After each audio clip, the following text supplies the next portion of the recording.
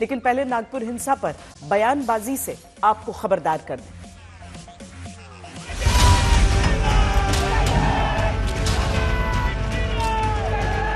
त्याच्या कापडावर धार्मिक मजकूर होता।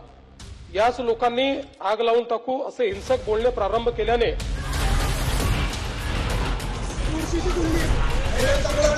तो नागपुर का जो हंगामा है ये महाविकास आघाड़ी ने जानबूझ के वहां दंगल करवाई।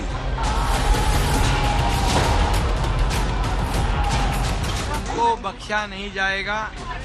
जो भी समाज कंटक जिन्होंने पुलिस पर हमला किया है,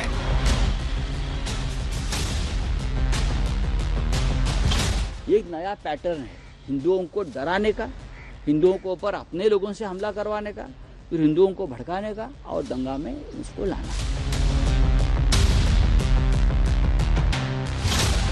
आप सत्ता में हैं, आपके जो आइडियोलॉजी है उसको बाजू रखिए। आपकी आइडियोलॉजी होने चाहिए भारत का कॉन्स्टिट्यूशन।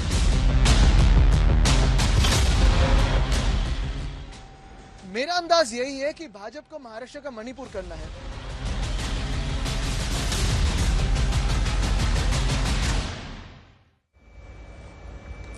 सबसे पहले नागपुर में उन पत्थरों का वीडियो दिखाते हैं जिनके जरिए पत्थरबाजी करके तोड़फोड़ की गई और हिंसा भड़काई गई। ये पत्थर पुलिस ने इकट्ठा किए हैं जिन्हें कल रात नागपुर में पत्थरबाजों ने फेंका। ये वो पत्थर हैं जिनसे एक शांत शहर की शांति छीन ली गई। ये पत्थर लाने वाला कौन है? क्या सिर्फ एक अफवाह की वजह से ये पत्थर नागपुर में चलाए गए या फिर औरंगजेब पर होती दोनों तरफ से बयानबाजी का नतीजा रहा कि धीरे धीरे कुछ लोग उबलते रहे जिन्होंने फिर हिंसा फैलाने के लिए अपने हाथों में पत्थर उठा लिया।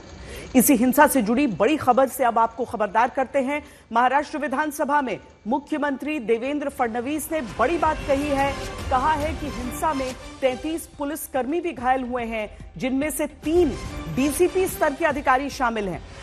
मुख्यमंत्री ने सदन में बताया है कि नागपुर में हिंसा में एक पुलिसकर्मी पर तो कुल्हाड़ी से भी वार किया गया।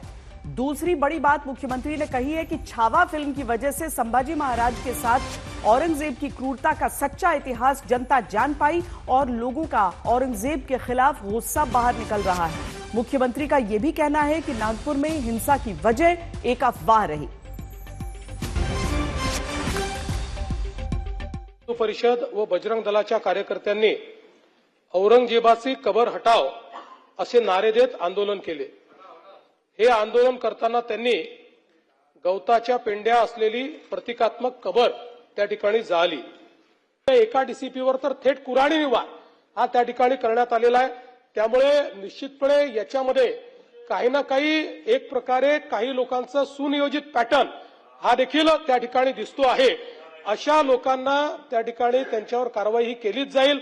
कुठल्याही परिस्थितीमध्ये कायदा आणि सुव्यवस्था हाती घेण्याची कोणालाही परवानगी या ठिकाणी देण्यात येणार नाही। आणि मी एक गोष्ट स्पष्टपणे सांगतो, पोलिसांवर ज्यांनी हल्ला केला असेल त्यांना काय झालं तरी सोडलं जाणार नाही। आज महाराष्ट्रामध्ये विशेषतः म्हणजे मी कुठल्या सिनेमाला दोष देत नाहीये, खरं म्हणजे छावा या चित्रपटाने छत्रपती संभाजी महाराजांचा खरा इतिहास आपल्या समोर आणला।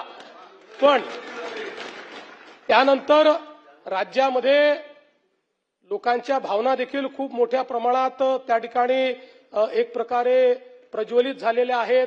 औरंगजेबाबद्दलचा जो काही राग आहे तो रागही खूप मोठ्या प्रमाणात त्या ठिकाणी बाहेर येतोय। या सगळ्या गोष्टी आपल्या ठिकाणी असल्या तरी मला असं वाटतं की महाराष्ट्रात कायदा आणि सुव्यवस्था राखणं हे अत्यंत महत्त्वाचं आहे। त्यामुळे सर्वांनी संयम बाळगला पाहिजे। यानंतर सायंकाळी एक अफवा अशी पसरवली गेली की सकाळच्या आंदोलनात जी प्रतिकात्मक कबर जाळली त्याच्या कापडावर धार्मिक मजकूर होता। अत्तरोळमधील नमाज आटोपून 200 ते 250 चा जमाव हा त्या ठिकाणी तयार झाला आणि नारे देऊ लागला। याच लोकांनी आग लावून टाकू असे हिंसक बोलणे प्रारंभ केल्याने पोलिसांनी त्या ठिकाणी बळाचा वापर केला। तो नागपुर में जिस तरीके से हिंसा फैली उसके बाद से तमाम सवाल इस समय भी सामने हैं। अब से कुछ देर पहले ही मुख्यमंत्री देवेंद्र फडणवीस ने उन जख्मी डीसीपी से वीडियो कॉल पर बात की जिन पर कल हिंसा के दौरान कुल्हाड़ी तक से वार किया गया।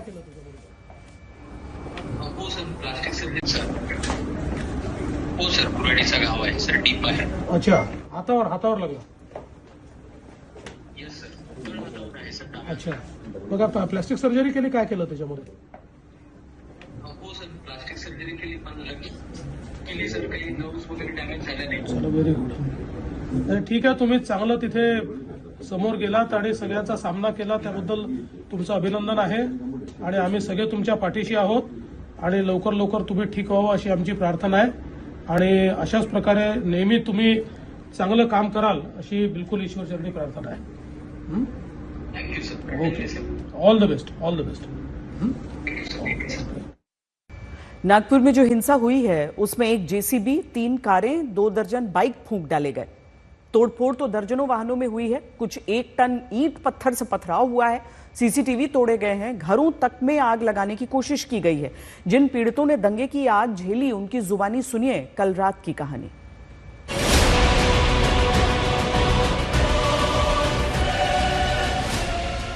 नागपुर में अब शांति है.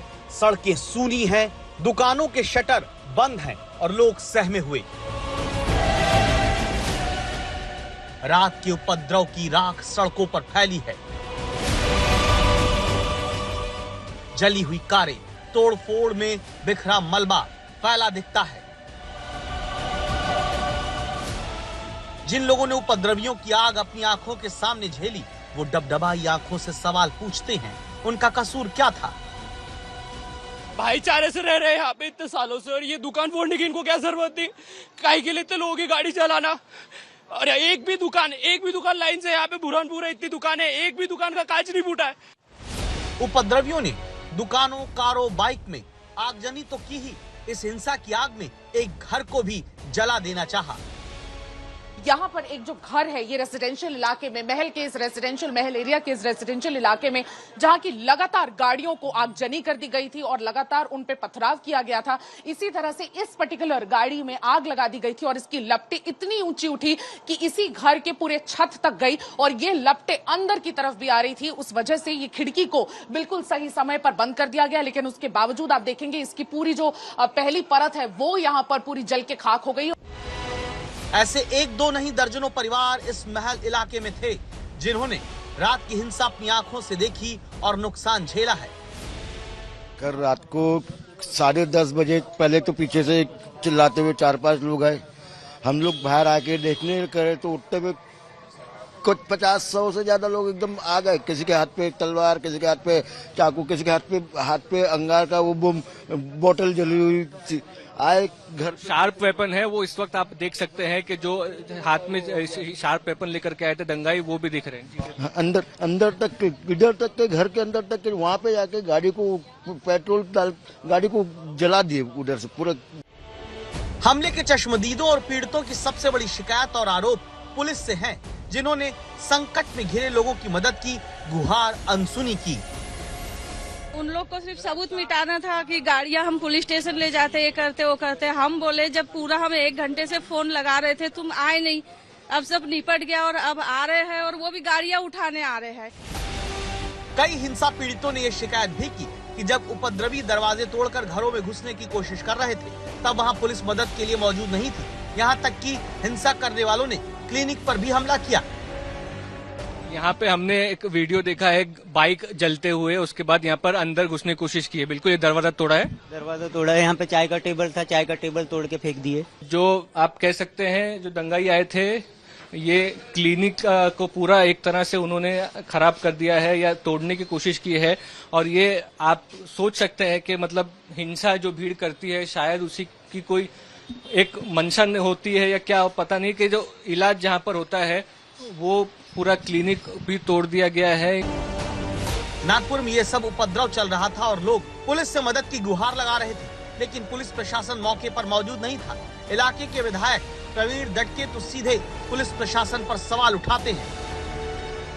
एक सातव करके डीसीपी है, आर्थिक गुने, उनका पैर फ्रैक्चर है. ऐसी स्थिति है. इसके पहले भी नागपुर में तनाव था. कार सेवा थी, राम मंदिर के वक्त था, वो परदेश में कुछ तो भी था, वो कार्टून बनाया था, तब भी तनाव था. लेकिन तब ने पुलिस ने समय पर सारा कंट्रोल किया. इस बार क्यों नहीं हुआ इसकी जानकारी माननीय देवेंद्र जी लेंगे. मुझे माननीय मेरे नेता पर विश्वास है.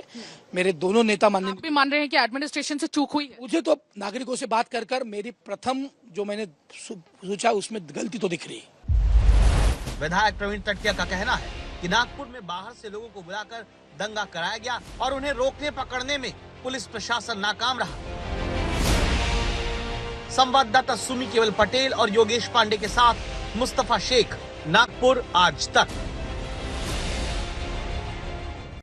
पुलिस नागपुर को अशांति की आग में झोंकने वालों को पकड़ने के लिए अब वीडियोज का सहारा ले रही है। सीसीटीवी कैमरों और मोबाइल फोन से रिकॉर्ड की गई तस्वीरों में उपद्रवी बेकाबू दिखे हैं। ये वो तस्वीरें हैं जो अब पुलिस के लिए अहम सबूत हैं। इन्हीं के आधार पर हिंसा करने वालों को चिन्हित करके पकड़ा जा रहा है।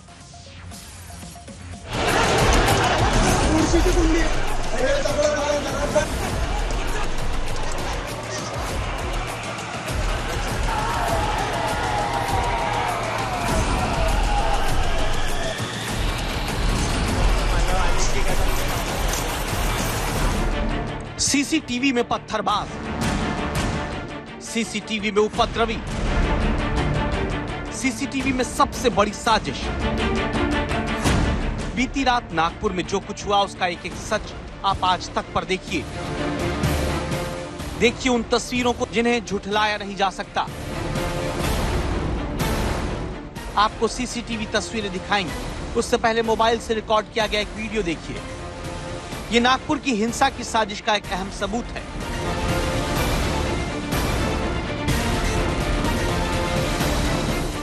अब ये वीडियो देखिए जिसमें साफ दिखता है कि उपद्रवी पत्थर और डंडों से हमला करते हैं। घर के भीतर महिला बच्चे के साथ फंसी दिखती हैं, वो खौफ में हैं और उपद्रवी देर तक तोड़फोड़ मचाते हैं। इस वीडियो में कुछ उपद्रवियों का चेहरा साफ नजर आता है।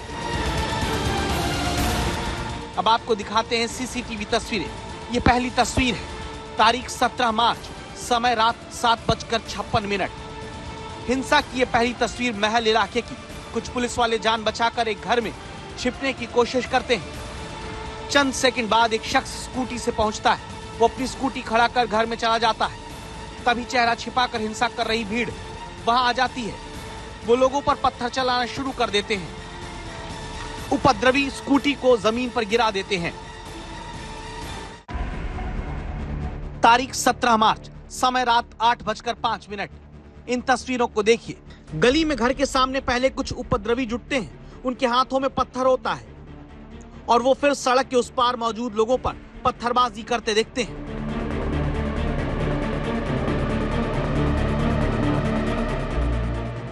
पत्थरबाजी के बाद सामने से उपद्रवियों का एक और झुंड इसी जगह पर पहुंचता है। उस वक्त रात के 8:06 होते हैं। दौड़ते भागते हाथों में डंडे और पत्थर लिए ये सभी लोग तेजी से आगे बढ़ते हैं और फिर वहां खड़ी गाड़ियों को निशाना बनाते हैं। 2 गाड़ियों पर पत्थर बरसाते हैं, डंडों से तोड़फोड़ करते हैं। अब ये दूसरी तस्वीर है। हंगामे के बीच एक पुलिसकर्मी पहुंचता है, लेकिन हिंसा करने वालों को देखकर वो कुछ भी एक्शन नहीं ले पाता। पहले वो समझाने की कोशिश इन्हें जरूर करता है, लेकिन हालात बिगड़ते देख वहां से चला जाता है।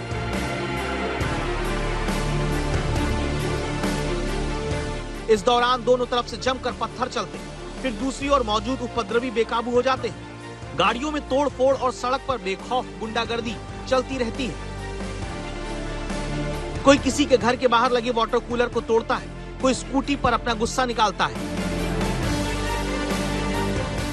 हंगामा, बवाल और उपद्रव के हालात काफी देर तक बने रहते हैं। कोई पुलिस वाला नहीं आता, न ही कोई शख्स इन उपद्रवियों को रोकने की हिम्मत कर पाता है।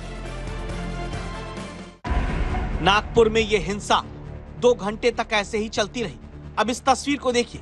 करीब 100 की तादाद में उपद्रवी यहाँ भी खुलेआम हिंसा करते दिखते हैं। बीच सड़क पर एक गाड़ी में आग लगाने के बाद ये घरों और दुकानों को निशाना बनाते हैं। पहले ये घर दुकान पर पत्थरबाजी करते हैं, फिर जबरन घुसने की कोशिश करते हैं। ये तस्वीर किसी ने मोबाइल में रिकॉर्ड किया तो इनका चेहरा सामने आया। सोमवार रात हिंसा करने वालों ने पुलिस वालों को भी निशाना बनाया। पुलिसकर्मियों पर पत्थरबाजी का वीडियो सामने आया है। वीडियो में साफ दिखाई देता है कैसे हिंसा करने वाले पुलिस वालों पर पत्थर बरसा रहे हैं। नागपुर हिंसा की इन तस्वीरों ने उन गुनहगारों को बेनकाब कर दिया है जिन्हें पकड़ना पुलिस शुरू कर चुकी है। इन तस्वीरों की जांच करके और भी लोगों को तलाशा जा रहा है। सुमी पटेल, मुस्तफा शेख, अभिजीत करांदे और योगेश पांडे के साथ ऋत्विक भालेकर, नागपुर आज तक। गर्मियों की छुट्टी होने वाली थी, मेरे पापा आने वाले थे तो हम लोग सभी खुश थे। तो मैं बेड पे चढ़ के डांस कर रहा था, लेकिन वो पहले ही आ गए। फ्रीज। तो मैं उस समय तो कंटिन्यू नहीं कर सकता था ना, तो फ्रीज फ्रेम टाइप का हो गया। कसम पैदा कर